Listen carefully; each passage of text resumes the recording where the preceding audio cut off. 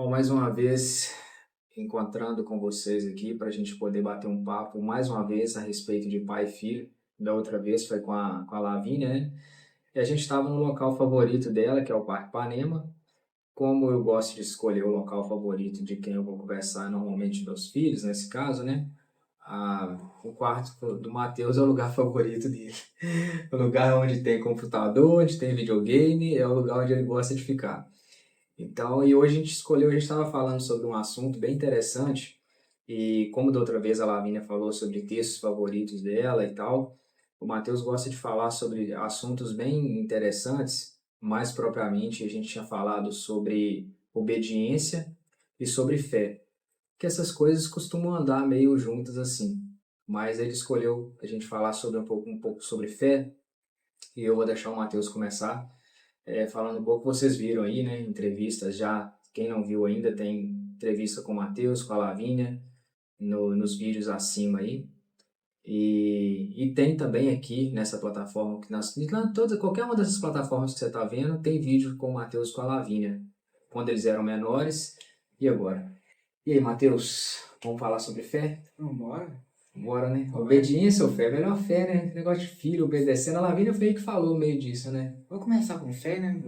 Obediência vai. Deixa eu acabar entrando numa parte mais um pouco mais polêmica para certas pessoas, né? Tá, até que nada. Para vocês, filhos aqui, eu sou muito grato aos meus filhos. Graças a Deus, sou muito obediente, eu não tenho nada a reclamar. Então, para mim, tô tranquilo em relação a isso. Então, talvez tem filho aí, tem pai que pode ter problema com isso, né? Mas não é o nosso caso, graças a Deus. Agora há pouco, um amigo do Matheus saiu daqui de casa, mas graças a Deus, um bom menino também. E é assim que os meus filhos andam, com bons meninos.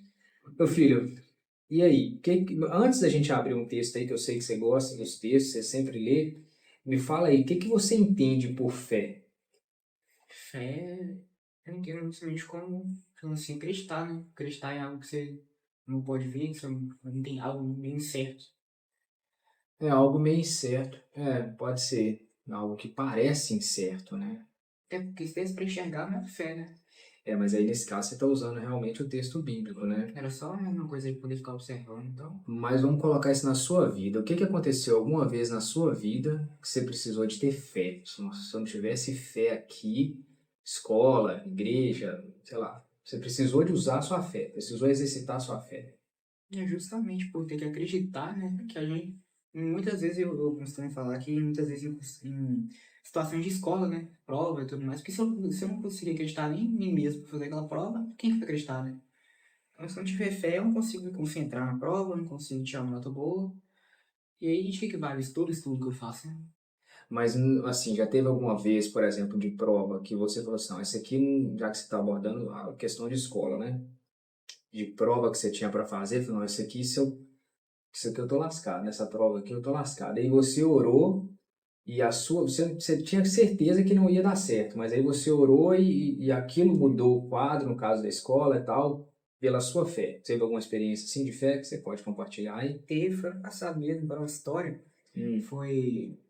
A questão era sobre a história do Brasil, né? Que eu nunca fui muito, tipo assim, muito bom em história do Brasil. Não que eu não gosto, mas eu nunca fui muito bom em história do Brasil, né?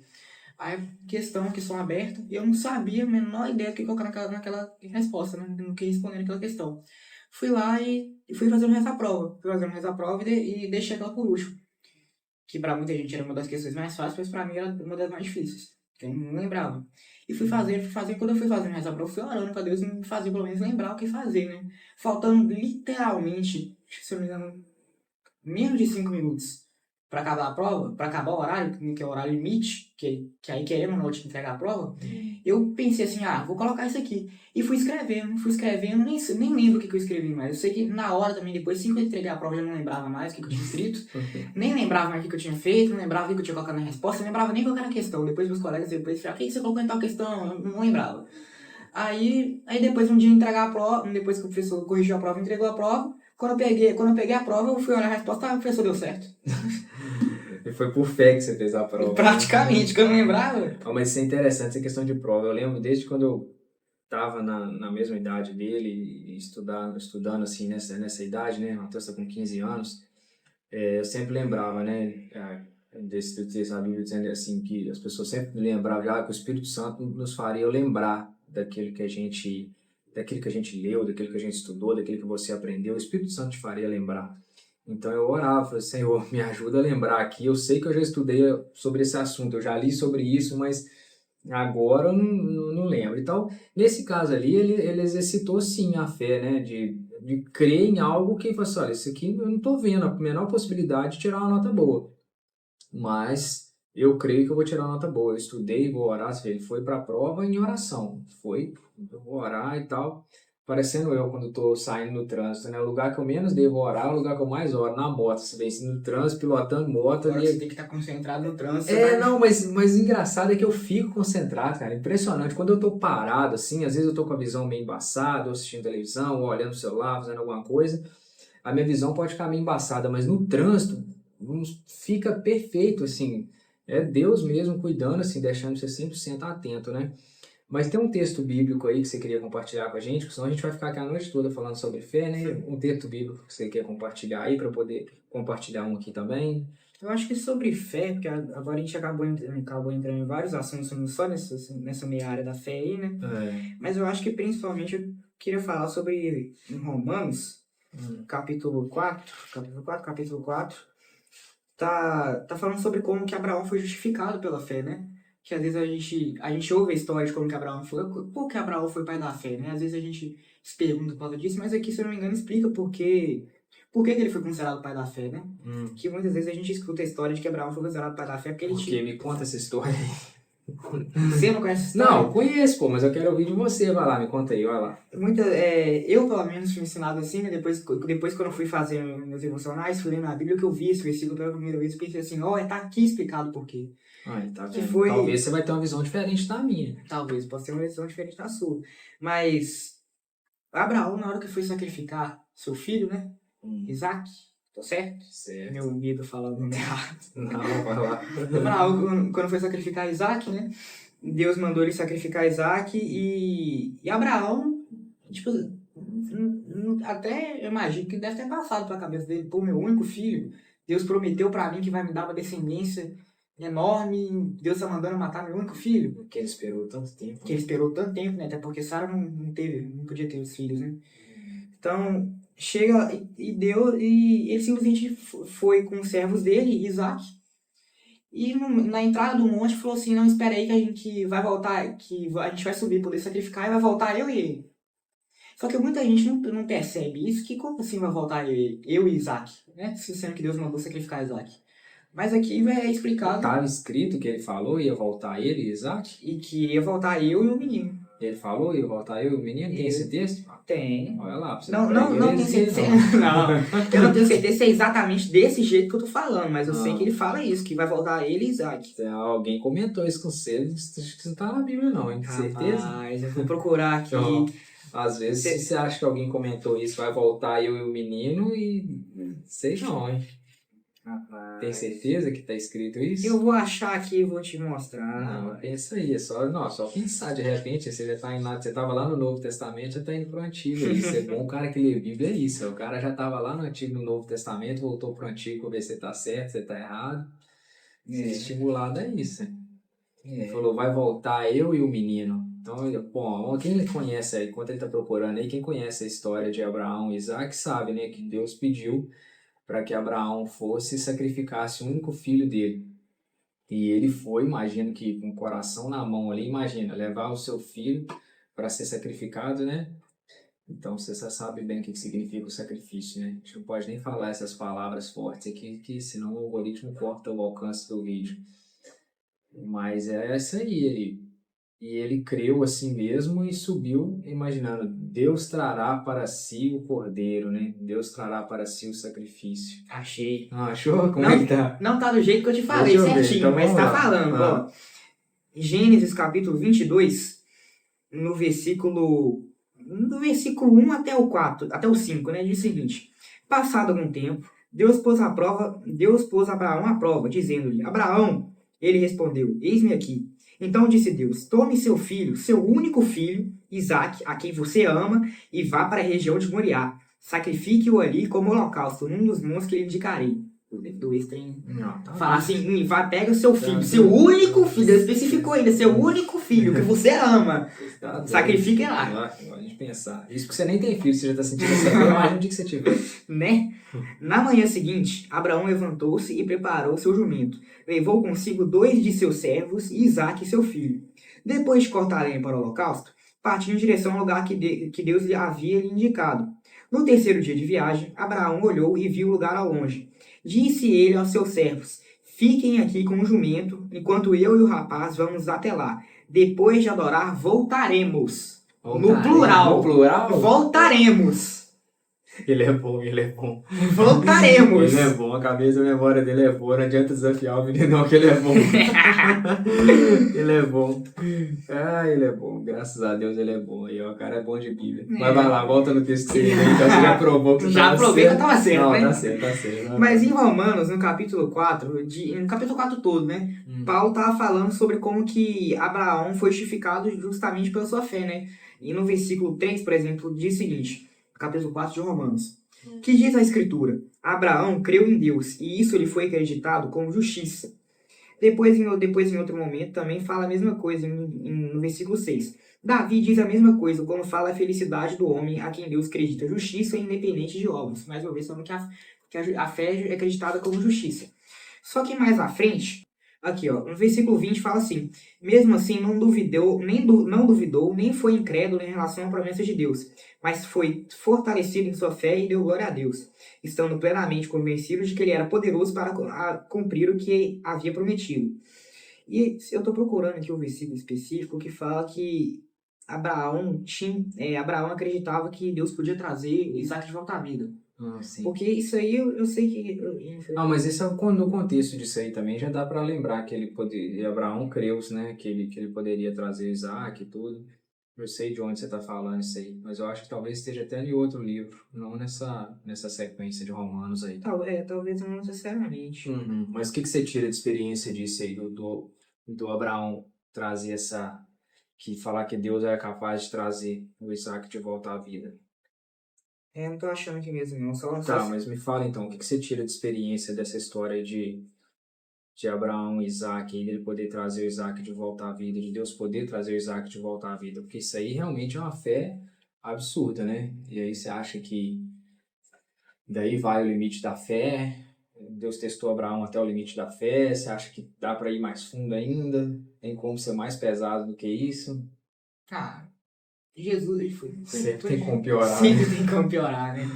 Foi Jesus mesmo? Foi, né, que falou que se a gente tivesse a fé tamanho grão de mostarda, a gente poderia fazer obras tão grandes quanto a dele? Foi Jesus que dizia, não, se tiver fé do tamanho do grão de mostarda, você vai dizer para esse monte, se transporte para cá. Sim, eu tô misturando esse. Mas tá tudo ali, né? Tá tudo... Já vê como o menino entende Bíblia, né? Tudo na mesma sequência, Bíblia, tá né? tudo na cabeça dele ali, né? Cita os textos aleatórios, mas tá tudo na cabeça dele. É só colocar na ordem, né?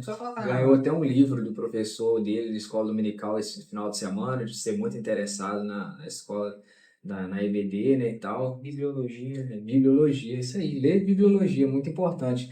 No seminário, né, na faculdade de teologia, era uma das partes que eu mais interessava também, bibliologia. Você começa a ficar muito interessado pelos textos, a ordem cronológica, né, que está lá, porque se vocês não sabem, a Bíblia não foi escrita em ordem cronológica, né? A gente vai ler de Gênesis, Apocalipse, mas ela não foi colocada nessa ordem, né? Qual foi a primeira Bíblia que você escreveu mesmo?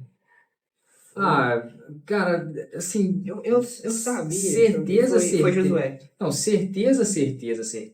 Ninguém nunca bateu o martelo de falar. A gente fala que é Josué e tal, mas certeza, ninguém nunca pode ter a respeito das coisas da Bíblia. Teve gente, igual, por exemplo, Hebreus, que eu vou falar aqui agora, né, que até agora ninguém sabe quem escreveu. Pô, tá muito, assim, pra mim é muito claro que foi o apóstolo Paulo que escreveu, ou a forma de escrever e tal, mas ninguém sabe o autor.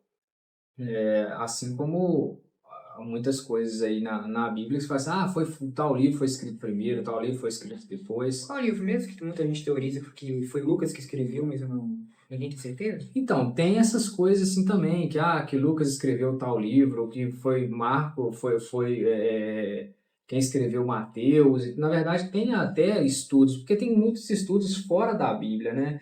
Que as pessoas trazem. Eu, pessoalmente falando, eu não gosto de trazer livros fora da Bíblia. Mas essas especulações, assim, é sempre bom para a gente poder ter como curiosidade, né? O que a gente faz nos nossos cultos domésticos, a gente vai lá, pesquisa e tal, e é legal. Mas, bom, só para a gente poder caminhar para o final aqui, Matheus, é, eu gosto de falar muito sobre fé. Dois textos que eu acho interessante aqui, que está em Hebreus, e o final, eu acho assim, o último que eu vou falar aqui é que me deixa um pouco até um pouco assustado, vamos dizer assim. Hebreus capítulo 11 e o verso 1, ele diz assim, ora, a fé é a certeza daquilo que esperamos e a prova das coisas que não vemos. É aquilo que o Mateus começou a falar, mas ele não citou esse texto. É a certeza daquilo que esperamos. Pô, você espera uma coisa e a certeza, a prova, a certeza daquilo que você não vê, mas daquilo que você está esperando. Você espera e já tem certeza que aquilo vai acontecer. Se eu falo para o Matheus assim, Matheus, hoje à noite nós vamos em tal lugar assim, nós vamos fazer tal coisa, nós vamos jogar uma partida de futebol, de videogame, nós vamos fazer... O Matheus não tem dificuldade de acreditar em mim. Mas se ele lê na Bíblia Deus prometendo para ele que vai fazer tal coisa, ou se ele imagina que Deus é poderoso para poder fazer algo na vida dele, por que que dá esse vacilo na fé de ficar assim, será que Deus vai fazer mesmo? Porque você não está vendo Deus, você consegue acreditar mais em mim que você está vendo, mas eu tenho nem se compara o poder que Deus tem ao meu poder. Eu não tenho poder nenhum se comparado ao Senhor. Mas ele vai acreditar em mim que aquilo vai acontecer porque ele consegue me ver, ele tem intimidade comigo, ele conversa comigo todos os dias. Então, o que eu posso deixar para você a respeito de fé? Se você tem fé, mas se você acha que tem fé, você não tem comunhão com Deus. Como é que você passa a ter comunhão com Deus? Lendo a Bíblia e orando. Quando você lê a Bíblia, Deus falando com você. Quando você ora, você falando com Deus. Então, se você não tem esse hábito, vai ficar difícil as coisas acontecerem na sua vida. Então, assim, é igual no caso, eu estou dando o exemplo do Mateus. O Mateus me fala uma coisa, pai, você pode fazer tal coisa para mim? Eu falei, com certeza, Mateus, eu vou fazer. Ele acredita em mim, por quê? Porque ele conversa comigo, eu converso com ele fala comigo, eu falo com ele. Tem intimidade comigo. Se a gente trazer de volta para poder Abraão, por exemplo, era muito mais difícil de Abraão acreditar, porque primeiro ele ainda não tinha tanto testemunho do Deus que a gente crê hoje, para aquela época, né? Uhum. E sem contar também que as promessas de Deus para aquela época eram promessas que realmente demorava gerações para acontecer. Então, tipo assim, não acontecia, por exemplo, igual hoje, por exemplo, Deus promete uma coisa para você e te entrega para você. Tem coisa que Deus prometia pra uma pessoa e entregava, tipo assim, para um neto do neto do neto. Hoje E não tinha tanto testemunho para Abraão ouvir e acreditar, por exemplo. Então, mas pode ser. Isso aí é uma coisa interessante pra gente falar um outro dia aqui. Era muito mais difícil para ele acreditar. Isso aqui ele acreditou. mas isso é uma coisa interessante pra gente falar outros dias aqui, porque às vezes tem promessa que não vai se cumprir na minha vida, mas pode se cumprir na sua. Pode também. Isso pode, e às vezes nós temos dificuldade com isso. Tem coisa que não vai cumprir na minha vida, mas vai cumprir na vida do meu filho. Se acontecia isso no passado, por que isso não pode acontecer hoje? Isso é um assunto para poder a gente conversar, Até porque Deus é o mesmo hoje, ontem hoje e será eternamente. Nós falamos sobre isso no culto doméstico de ontem, né? De ontem. É isso mesmo. Mas olha só, então esse texto aqui, a fé é a certeza daquilo que a gente não vê, mas a gente espera que vai acontecer, então ponto final.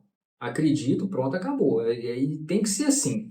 Porque aí depois vem o outro texto aqui que eu fico, assim, um pouco apavorado, que é logo na sequência do verso 11, mas ele já está no capítulo 11, no verso 6, ele fala, sem fé é impossível agradar a Deus, essa é a parte A, né? Aí depois a sequência fala, pois quem dele se aproxima precisa crer que ele existe e que ele recompensa aqueles que buscam. Eu não vou nem pegar essa parte de que você precisa crer que ele recompensa você se você busca o Senhor e tal. Não que isso não seja importante, que você está buscando a Deus por causa de tanta coisa, pode ficar tranquilo, Deus vai te recompensar. Mas sem fé é impossível agradar a Deus. Então, assim, é uma coisa que eu acho que todo mundo, eu penso que todos nós deveríamos preocupar muito com isso.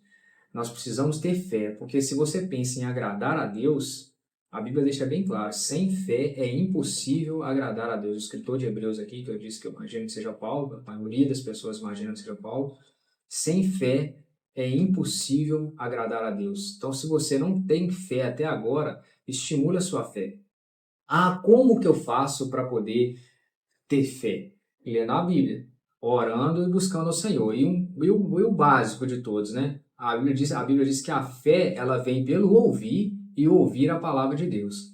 Então, até o fato de você ir na igreja uma vez, duas vezes a semana, você está lá ouvindo a palavra de Deus, aquilo está edificando está alimentando a sua fé. Achei. Achou? Então, ouvir a palavra de Deus também faz você aumentar a sua fé. Bom, e aí, Matheus, o restinho para a gente poder terminar nosso bate-papo aqui. Eu não tô acreditando nem que eu achei. Eu achei tão rápido que eu tô nem... Você é crente, Eu fui direto no versículo, eu achei. Você é crente, você sabe, você lê Bíblia todo dia. Você acredita que tá em Hebreus? Imaginei. Tá em Hebreus? Tudo relacionado à fé. Lê Hebreus. Lê Hebreus. Quer aprender sobre fé? Lê Hebreus. Vai ler Hebreus. Tá em Hebreus. Vai ler Hebreus pra você falar sobre fé. Hebreus capítulo 11. No mesmo capítulo que logo no versículo 1 diz no seguinte, 11 principalmente, então, aí, ó. Logo no versículo 1 que diz o seguinte: ora, a fé é a certeza Eu não acabei de falar isso. Exatamente, só que eu achei onde que fala que Abraão tinha fé que Isaac podia voltar dos mortos. Tá, vai lá. É isso que eu quero saber, você já ia ler mesmo. Rapaz, aqui, ó. No versículo 17. No 17. Pela fé, Abraão, quando Deus o pôs à prova, ofereceu Isaac como sacrifício. Aquele que havia recebido as promessas estava a ponto de sacrificar o seu único filho. Embora Deus lhe tivesse dito, por meio de Isaac a sua descendência será considerada. Abraão levou em conta que Deus pode ressuscitar os mortos e, figuradamente, receber Isaac de volta dentre os mortos. No versículo 20. 17 ao 20. Eu te falei que o texto que você estava procurando estava em outro lugar? Tava mesmo. Mas pelo menos o texto existia. Bom, de toda essa conversa que a gente pode ter aqui, igual eu tive com a Lavínia, né, no Parque Panema que vocês viram aí, se não viu, veja. O que nós podemos tirar de conclusão disso tudo? Aqui em casa, eu não sei como é que é na casa de vocês, mas aqui a gente procura colocar Deus em primeiro lugar, em tudo que a gente faz. Aqui você vai num canto da casa, tem uma Bíblia, você vai no outro, tem um violão, você vai no outro, tem um teclado, tem um ukulele, tem uma guitarra, e tudo colocado ali para poder adorar a Deus. Sabe, e a minha conversa com o Matheus sempre tem Deus em primeiro lugar, minha conversa com a Lavínia sempre tem Deus em primeiro lugar. Então a nossa casa é uma casa de pessoas que servem a Deus e a gente conversa e a gente tem prazer. Dá para perceber no nosso bate-papo aqui, se deixar a gente ficar a noite toda conversando sobre Bíblia. Adolescente é tudo se aborrecente. Cara, não chama seu filho de aborrecente, para com isso. Isso só vai fazer ele ficar mais ainda, deixa esse passagem. Você para de fazer isso, sabe? Olha só, filho não gosta de conversar sobre Bíblia, eles gostam de conversar sobre videogame. O Matheus, videogame, computador, o Matheus adora videogame, gosta demais de videogame. Mas ele gosta demais de conversar sobre Bíblia. A gente começa a conversar sobre Bíblia, o assunto rende. Eu ainda prefiro até mais. Sabe? Tá vendo? Então, assim, a gente vai conversando sobre Bíblia, o assunto rende. O Matheus gosta de basquete. Eu posso contar no dedo. A gente jogou basquete uma vez, que a gente desceu uma vez para poder jogar. Eu sou ruim demais, tudo que é relacionado a mexer com bola, futebol, estranho. Mas ele também não é muito ligado. Aí, música e tal, aqui em casa a gente faz essas coisas. Então, tá reclamando que, tô com problema com meus filhos, sei que tem. Faz isso com seus filhos. Começa a fazer culto doméstico na sua casa, começa a orar com seus filhos, começa a conversar mais com eles, que eles possam ter mais confiança em você. Não perder o respeito, como eu falei com a Lavínia, mas a Lavínia, no bate-papo com a Lavínia, ela falando sobre isso, né? Os filhos respeitarem o pai, honrar o pai, mas o pai também não provocar a ira dos filhos. Está na conversa que eu tive com a Lavínia lá. E hoje eu tenho certeza, assim, eu posso falar de peito erguido, né? De dizer, poxa vida, eu sou amigo dos meus filhos, mas eles me respeitam como pai. Sabe que eu não sou coleguinha da escola deles, que eu sou o pai deles, me respeitam, mas somos amigos. Eu tô mentindo, se você quiser me corrigir, pode corrigir no ar aí, que eu não vou cortar o vídeo não, vai colocar assim. E aí? Não tá errado. A gente é amigo mesmo? É. Né? Pode sentir muita firmeza nesse erro aí, não. Claro, sempre tem uma coisa ou outra que às vezes é mais difícil de contar, né? Mas acaba que a gente sempre conta tudo um pro outro. Uma coisa que vocês têm que entender também, gente, que fala assim, meu filho é meu amigo, ele conta tudo pra mim. Não é tudo que ele tem que conversar com você. Tem coisa que ele quer conversar com o amigo dele, pô. Da idade dele. Tem coisa que acaba que ele não vai contar nem pra amigo. Tem coisa que tem certas particularidades. Só de eu olhar pra ele, eu já sei o que ele poderia me contar e tal. Aí ele fala, seu pai, não precisa me falar. Eu já sei, beleza, tá tranquilo. Mas aí a gente dá uma outra volta, conversa sobre o assunto e resolve. Com a Lavínia é a mesma coisa. Tem coisas que ela vai querer contar para a avó dele. Tem coisas que ele quer contar para o menino que trabalha aqui em casa. Sabe, ele chega, conversa e tal. Cara, é assim, tem pai que parece que quer o filho exclusividade, sabe? Nossa, se você não me contar... Esse olhar que você me deu ali agora, na hora que você tá falando assim, que você tá falando que tem coisa que eu vou contar pra você, coisa que eu vou contar pra minha avó, se fosse que eu olho pra você, eu já sei que eu quero falar. Você olhou pra mim e pensei assim, misericórdia, vai falar alguma coisa. Ele vai falar alguma coisa que se olhar, eu já conheço esse olhar. Ele vai falar alguma coisa. Não, vou falar nada não. Mas tá vendo, é isso. É o filho da gente saber que a gente Reconhece conhece. só pelo olhar. Isso é legal, sabe? Isso é legal. Você conhecer seu filho pelo olhar e seu filho, você conhecer seu filho pelo olhar e seu filho também te conhecer pelo olhar. Isso é legal, essa amizade, isso é que é saudável. Agora tem pai que insiste em ter o filho, assim, quando quer alguma coisa do filho é comprando. Quando o filho quer alguma coisa do pai, é comprando também. Eu te obedeço quando você é bonzinho comigo. O pai, por outro lado, é a mesma coisa. Ah, meu filho vai ser bonzinho comigo se eu der isso pra ele. Dá um cascudo na orelha dele, ele tem que ser obediente de qualquer maneira. Não tem disso. Agora, vai ser seu amigo independente disso, de ser corrigido ou não. Deus abençoe a sua vida, Deus abençoe a sua casa e faça você, como pai, ter sabedoria. Eu vou dar um recado para o pai e vou deixar o Mateus dar o recado para o filho. Você que é pai, não provoca a ira do seu filho. Ensina seu filho a ler a Bíblia, ensina seu filho a orar, ensina seu filho o caminho que ele deve andar. No caminho, anda com ele. E seja um bom amigo para o seu filho, um bom ouvinte. Não fica só falando, deixe seu filho falar também. Eu era assim. Eu falava mais e deixava meu filho falar pouco às vezes nas conversas. Até ele mesmo falou: meu pai, eu queria só falar uma coisa, pode falar. E eu fico calado, deixo só ele falar. Mesmo eu falando pra caramba, como todo mundo sabe que eu falo demais, eu sofro com isso, já deixei isso bem claro. Eu tento melhorar, eu vou melhorar. Deixe seu filho falar, conversa com ele, mas deixa ele falar, desabafar. Mas deixa ele falar, igual aquela trend, né? Eu falo, como é que é? Eu escuto, eu não julgo. A gente ouve e não julga. A gente ouve e não julga. Então deixa ele falar, mas não julga quando ele te falar também. Sabe? Tenta ajudar, não fica falando. Se for pra julgar, a gente nem falava. Aí, ó, já deu um recado pro pai. Era só eu que ia pra dar recado pro pai. Então. Mas beleza, é isso, pai. Anda junto com seu filho, tá? Você vai ser bem sucedido. Deixa um recado pros filhos aí. Os filhos e pra mim mesmo, né? Porque igual a gente sempre Não, fala, bate na gente e a gente fala pros outros. É igual eu dei recado pros pais, bati em mim também. Né? Agora dá recado pros filhos e apanha também. Como é que eu falo isso? Pelo amor de Deus, se controla. Sim, porque... Eu nem falo nada. Assim, eu tô passando por uma fase que eu sei exatamente o que vocês estão passando e pelo amor de Deus, se controla. A gente tá conversando muitas vezes com nossos pais, a gente, na nossa cabeça, a gente já sabe tudo que os nossos pais vão falar na hora que ele tá querendo brigar com a gente. Ele vai dar um sermão pra gente, já sabe tudo que ele vai falar. Mas deixa ele falar. Porque em algum momento ele vai surpreender você e você vai achar que eu não pensei que ele fosse falar isso. E aí você vai quebrar a cara. Então, pelo amor de Deus, deixa ele falar. Na hora que for chegar a sua hora de falar, você vai falar. E aí você fala, mas fala com calma também. Porque senão ele vai perder a paciência. Aí sim ele vai brigar com você. E aí vai dar problema. Então, calma. Se controla. Relaxa. Porque não só na minha, mas na cabeça de todos os adolescentes, a gente vai ter um argumento para tudo que o nosso pai vai falar. Só que a gente, na hora que for começar a falar e tentar falar esse argumento, não vai sair. A gente vai gaguejar, ou vai travar, ou vai esquecer. E provavelmente, mesmo que saia, o argumento vai dar errado.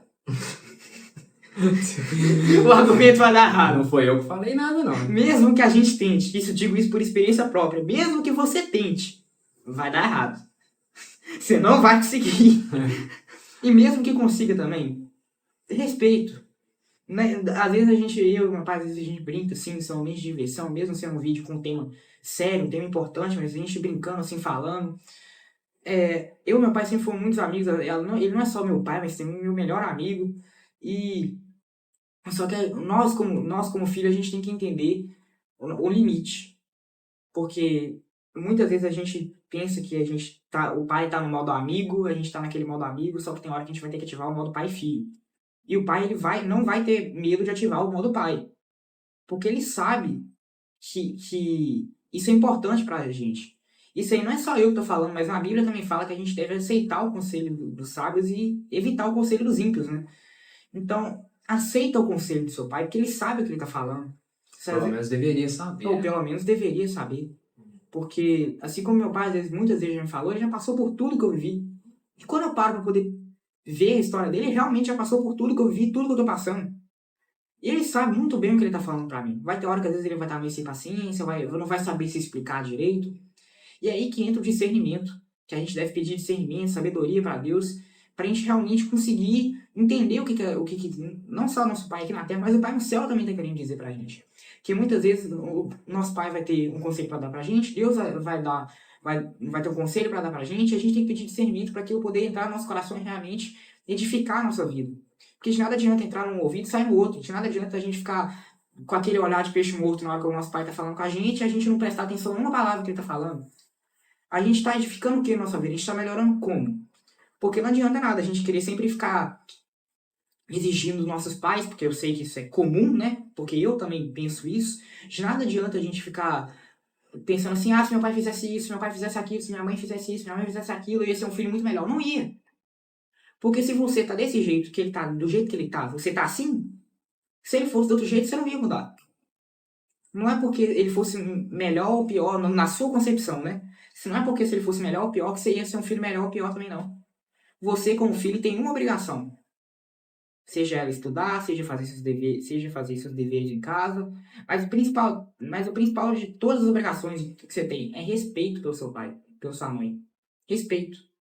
E não importa o que você pensa naquela hora. Você pode muitas vezes estar completamente pensando o oposto do que você pode não estar de acordo com o que seus pais estão te dizendo.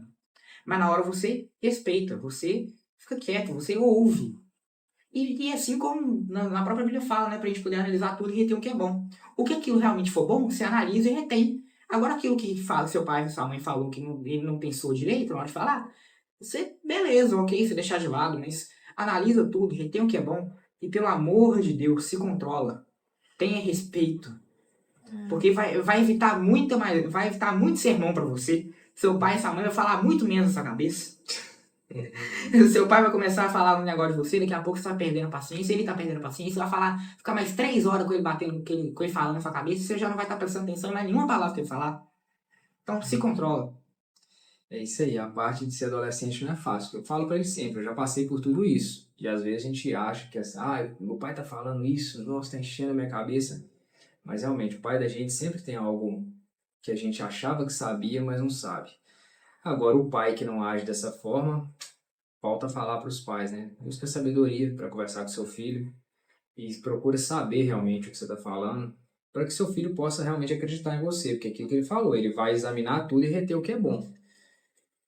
Mas tudo que meu pai falou é bom? Não. A gente erra. Eu sou pai, eu erro. Não é porque eu sou pai que todas as palavras que eu vou dar para ele são assertivas, não.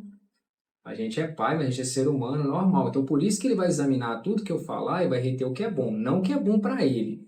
Aquilo que me interessa é diferente. Ele vai reter o que é bom para a vida dele, ainda que ele tenha que abrir mão de certas coisas, sacrifícios e tal. Igual antigamente os reis que tinham profeta para poder ficar bajulando o rei, né? Isso, exatamente. Tinha rei que os reis ele costumavam andar com profetas, né? Com sábios, né? Para poder justamente ajudar eles na hora de governar, né? Mas tinha muito aí também que tinha uns profetas que eram pagos só para poder ficar falando profecia que agradava a ele. Mas isso tem muito nos dias de hoje também. Você tem. Tem demais. Eu gosto de falar com ele, Matheus, essa semana você está proibido de mexer no celular. Essa semana você não vai mexer no videogame, você tem que concentrar em tal coisa. Se ele for reter o que é bom para ele, o que ele ia reter era a parte que ele queria era jogar. Que meu pai está sendo ignorante, não está deixando eu jogar videogame, não está deixando eu mexer no celular. Não, mas ele vai reter o que é bom, o que é a obediência. Ele não vai jogar, ele não vai mexer no celular. Então, esse reter o que é bom é entender, assim, não é aquilo que te dá prazer, não. O que é bom é aquilo que é bom para sua vida, mesmo de comportamento. Quer a bola para falar mais alguma coisa, jovem garotinho? Ou terminamos por aqui? Eu acho que não tem mais nada pra poder falar, não, né? Falamos pra caramba já, né? Então é isso. Deus abençoe a sua vida, Deus abençoe a sua casa. E que você possa ser um bom filho, que você possa ser um bom pai. Mais uma vez eu deixo o recado para vocês. Essa conversa completa tá na rede vizinha, para você que está vendo nessa rede com vídeo mais curto. A gente não pode falar o nome das redes, porque senão o algoritmo, o famoso algoritmo... Você deixou cair o microfone. Deixei. O famoso algoritmo derruba os nossos vídeos. Então, mas clica lá no link da bio. No primeiro link da bio lá, vai estar a rede que você vai assistir, aquela que tem um logo, marca vermelhinha assim, você assiste a conversa completa. Beleza? Deus te abençoe, fica na paz. Tchau.